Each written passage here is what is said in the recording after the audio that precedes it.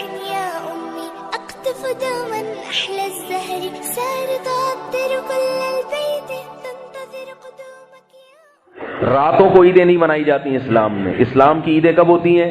دن میں ہوتی ہیں. اور آخری بات یہ کہ 12 تاریخ رسول اللہ صلی اللہ علیہ وسلم کا یوم ولادت ہے ہی نہیں. لوگ مجھ سے پوچھتے ہیں اس کی دلیل کیا ہے کہ آپ یہ کہتے ہیں 12 تاریخ یوم ولادت نہیں ہے. بھائی دلیل اس سے پوچھی جاتی ہے جو دعویٰ کرتا ہے. جو کہہ رہے ہیں کہ 12 تاریخ ہے ان سے دلیل پوچھو کہ اس کی دلیل کیا ہے. آج یہی نہیں پتا ہوتا کہ دلیل. ایک آدمی آپ کے پاس آیا, ایک آدمی میرے پاس آئے اور کہنے لگے کہ آپ نے مولوی صاحب مجھ سے 1 لاکھ روپے لیے ہیں, واپس کریں.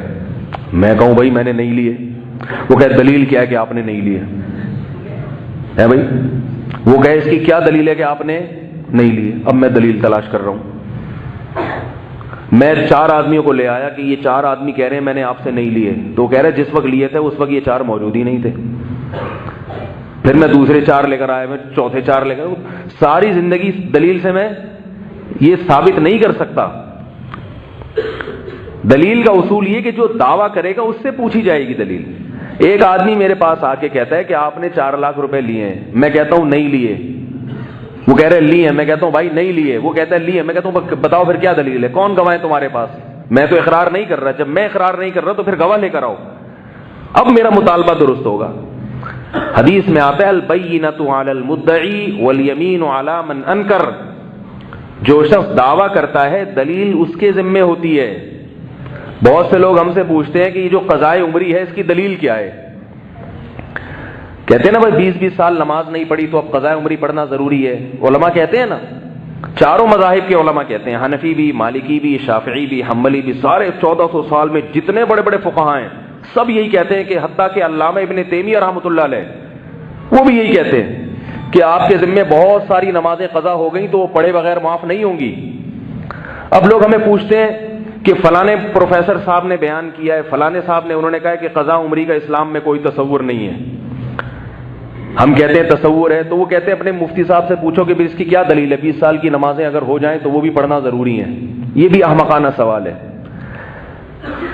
بھائی آپ دعویٰ کر رہے ہو کہ نماز پڑھے بغیر ذمے سے ساقط ہو جاتی ہے, تو آپ نے دعویٰ کیا ہے, آپ کوئی حدیث پیش کرو کہ نمازیں جب زیادہ ہو جاتی ہیں تو بغیر پڑھے معاف ہو جاتی ہیں. آپ کے ذمے دلیل پیش کرنا, یہ الٹی کہانی چل رہی ہے.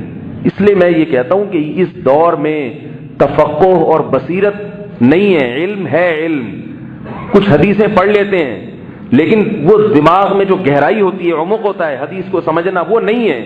اسی لیے ہم کہتے ہیں بھائی ان لوگوں کو چھوڑو, ان مجتہدین کے پیچھے چلو, ائمہ اربعہ کے پیچھے چلو جن کو اللہ نے اجتہادی صلاحیتیں دی تھی, ان کے پیچھے چلو.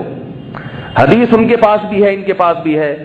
ان کی رائے اور ان کی رائے میں جب اختلاف ہوگا تو یہ نہیں ہے کہ ان کے پاس حدیث اور وہ رائے, بلکہ حدیث کا ایک مطلب یہ بتاتے ہیں اور ایک مطلب وہ بتاتے ہیں. یہ جو مطلب بتاتے ہیں وہ غلط ہے, وہ جو مطلب بتاتے تھے وہ صحیح ہے. تو یہ 2 رائے کا اختلاف ہے, اس لیے اس میں مجتہدین کی رائے کو ترجیح دینی چاہیے. تو خیر جو یہ کہتے ہیں نا کہ 12 ربیع الاول رسول اللہ صلی اللہ علیہ وسلم کا یوم ولادت نہیں ہے, اس کی کیا دلیل ہے, تو ان سے آپ یہ پوچھا کریں کہ جو یہ کہتے ہیں کہ یہ یوم ولادت ہے ان سے دلیل پوچھی جائے گی. ایک بھی صحیح حدیث پیش کر کے دکھا دیں جس میں آتا ہو کہ نبی کی وفات کب ہوئی ہے, 12 تاریخ کو ہوئی ہے. ایک بھی حدیث نہیں ہے. اتنا بڑا دعویٰ کر دیا, بات ختم ہو گئی. اب دکھائیں. اب یہ نہیں ہے, یہ دلیل نہیں ہوتی کہ فلانے نے فلاں کتاب میں یہ لکھا ہے کہ 12 تاریخ ہے, فلانے نے فلاں کتاب میں لکھا ہے کہ 12 تاریخ. تو کتاب میں لکھنے میں کتنا ٹائم لگتا ہے بھائی؟